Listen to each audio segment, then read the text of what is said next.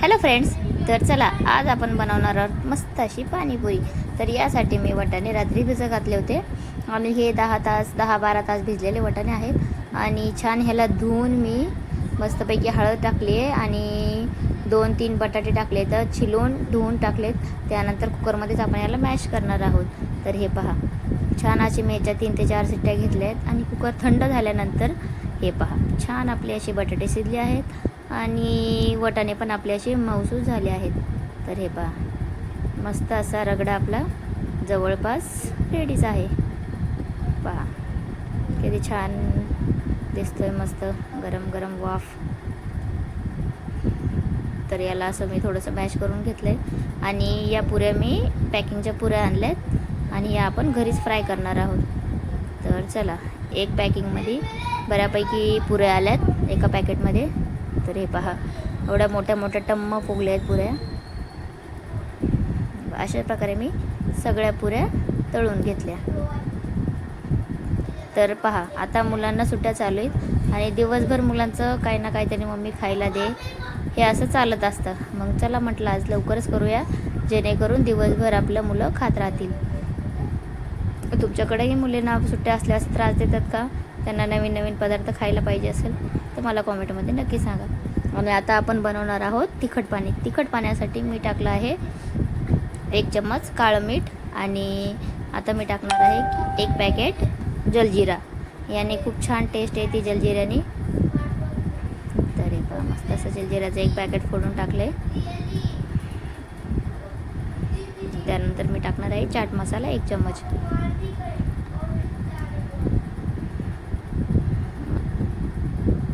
मस्त असं चाट मसाल्याचं 1 चम्मच टाकणार आहे, थोडंसं अजून.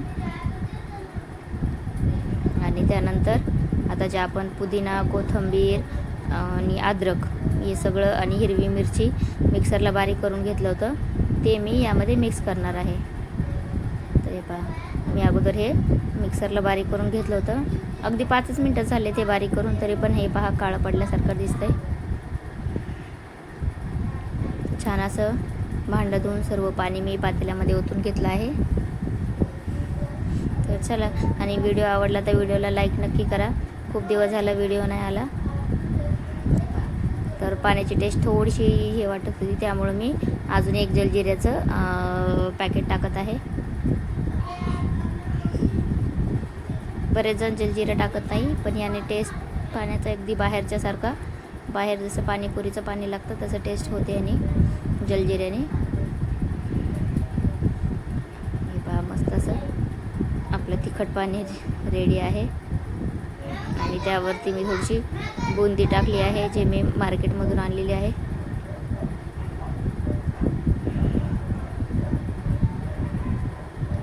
हे पहा किती छान असं दिसतं हिरवंगार पाणी. आणि अजून थोडीशी बुंदी, कारण रोहनला खूप आवडते. रोहन म्हटलं मम्मी अजून थोडीशी बुंदी टाक, त्यासाठी मी त्यात अजून थोडीशी बुंदी टाकली. हे पहा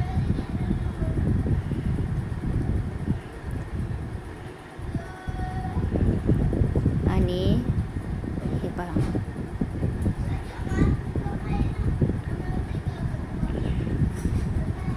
आणि खरंच मस्त झालं होतं पाणी. आणि हे चिंचा मी भिजवून ठेवल्या होत्या 1-2 तासापूर्वी. तर हे पहा माझ्याकडे थोडीशी चिंच राहिली होती डब्यामध्ये, मग मी त्याच डब्यात पाणी टाकून ठेवलं.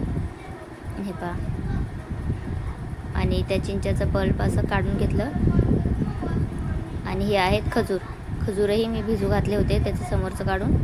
आणि आता ह्याला आपण ह्याचे बिये काढून, सगळे सीड काढून आपण ह्याला मिक्सरमध्ये ग्राइंड करणार आहोत. पाठी तुम्हाला आवाज येत असेल, तो माझ्या मुलांचा आवाज आहे, कारण आता सुट्ट्या असल्यामुळं मुलं घरीच आहेत. आणि हे पहा यामध्ये मी थोडा गूळ घातला आहे आणि जे चिंचेचं पाणी आपण केलं आहे त्याला मी चाळून घेणार आहे.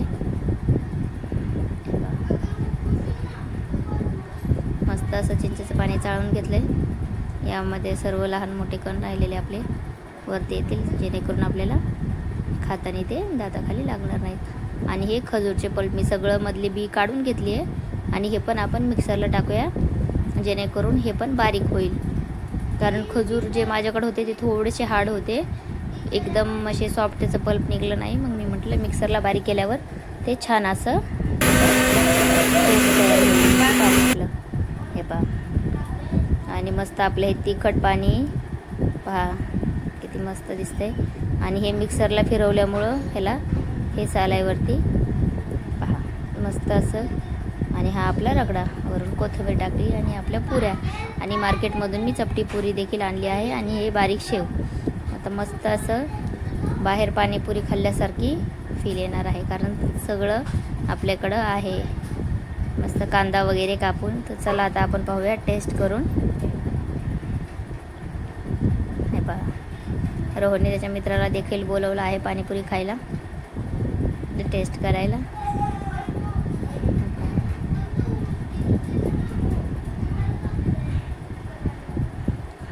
खरंच एक नंबर झाली आहे पाणीपुरी. आणि पहा रोहनचं रिॲक्शन आहे का, एक नंबर. तर चला.